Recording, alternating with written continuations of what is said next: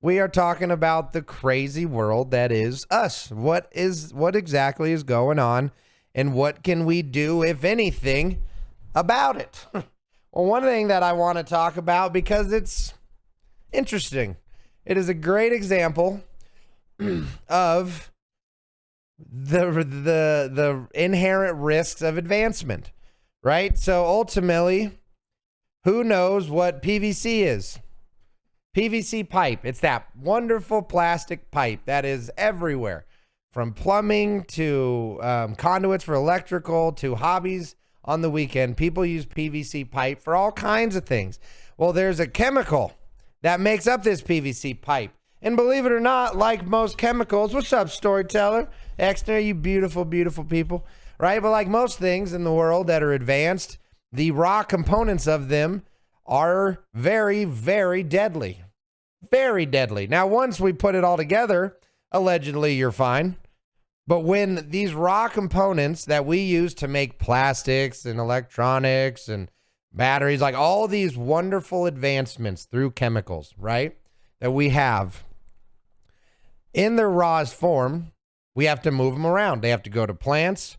They have to be extracted. They have to be made. They have to be shipped from this plant to this plant. And all these plants are across the countries, man, if not the world. We have global enterprise, global production. Okay? Extra, do you not know what PVC is? But essentially, we had a little issue. In Ohio, derailed train cars in Ohio are being drained of the toxic chemical amid a mass evacuation. That's right. Nearly 2,000 residents of the eastern Ohio remained under evacuation orders as of Monday as railroad crews drained and burned off a toxic chemical from the 5 tanker cars of a freight train that derailed in a fiery wreck. So here's what happened, right? You got this choo-choo train chugging along, like chugga, chugga, chugga, chugga. It's got all the world's chemicals, all of our PVC pipes reliant on these chemicals, right? Well, unfortunately, there was some fuckery afoot. Okay, we had a train derailment, which is a big deal. Based off of the initial claims, people said that they think that it was an axle error, right? They saw one of the axles like locked up. It was dragging sparks, caused the derailment. Bada bing, bada boom. We got a bunch of freight trains or a bunch of tankers full of, I'm trying to look for the damn, they really hem and haw around calling what it is because they know everybody will look it up and panic.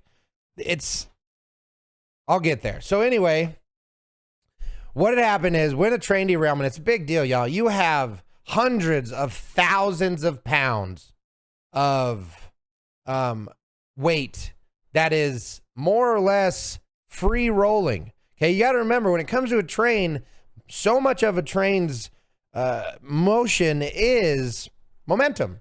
It takes a really long time to get going, and it takes a really long time to slow down. And the whole reason for that is a big boy rolling down a hill tends to not stop. It's no different for a train. A big-ass train rolling on steel tracks won't stop unless equal and opposite, and in this case, greater force slows it down. So when you have a train derailment, it's not so simple as like, oh, here we go, hit the brakes. No, you have a train derailment and you have to stand there and go, man, I really hope this stops soon.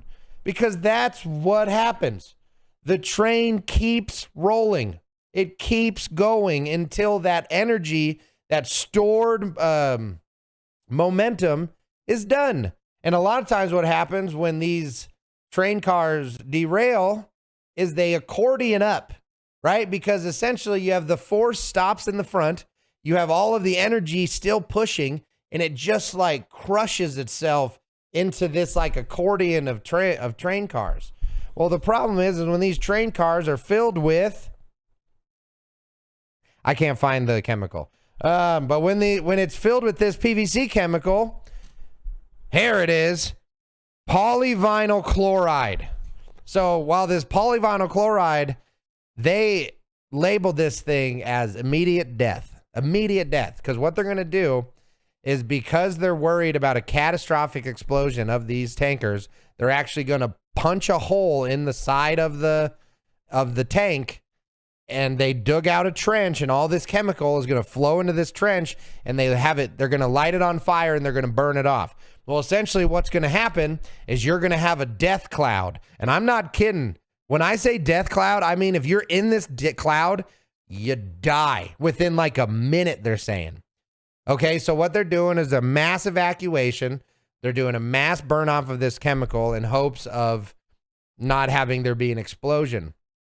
Now, here's the thing, y'all. I think this is a very stupid idea. I'm not kidding. I think this is just as stupid as when they blew up that whale on the coast of like North Carolina or something. Okay, this is the perfect example of somebody is in charge who has had a cushy life and a cushy job for too long.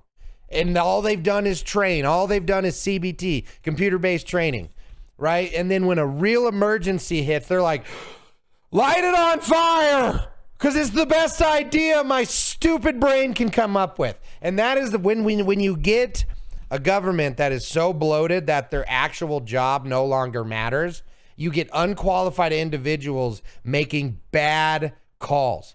Okay, trust me, I have been in these meetings of morons where these people who are in charge just for the sake of existing, they're in a position of authority, and they go, okay, we're gonna. Any ideas? You know, but they're the ones who are ultimately in charge. So even if they don't have a good idea, the amount of pressure getting put down on these people to do something, you can't just sit there, man. You got to do something. People are scared. They don't have the qualifications to make people less scared, so they give in to the peer pressure of people with bad ideas. Digging a trench and lighting a bunch of chemicals on fire because we're scared it's going to explode is not the better option. There's just, come on.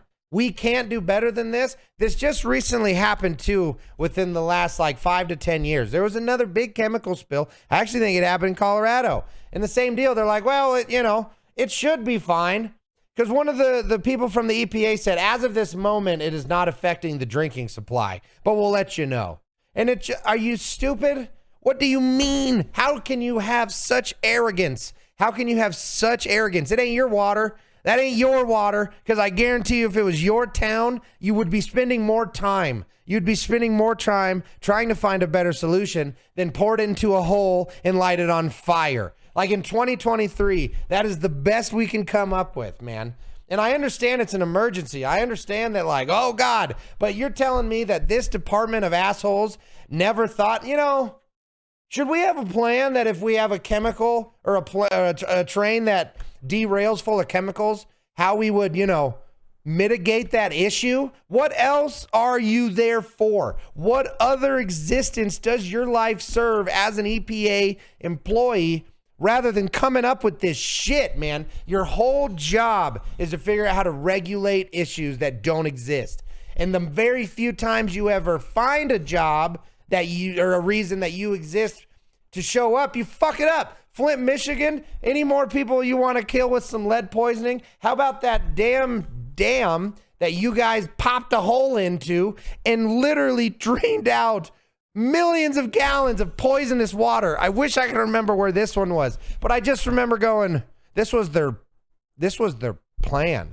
The EPA's plan to stop this pollution was to open the dam and be like, well, and it goes to show any good idea, no matter how much the Environmental Protection Agency should be good, the concept of the Environmental Protection Agency should be to save the world. And if you have such a philanthropic mindset, how you get so mismanaged is absolutely beyond me.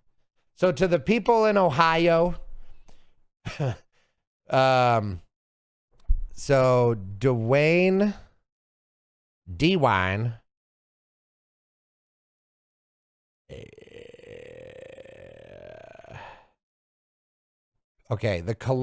so the people of Columbiana County,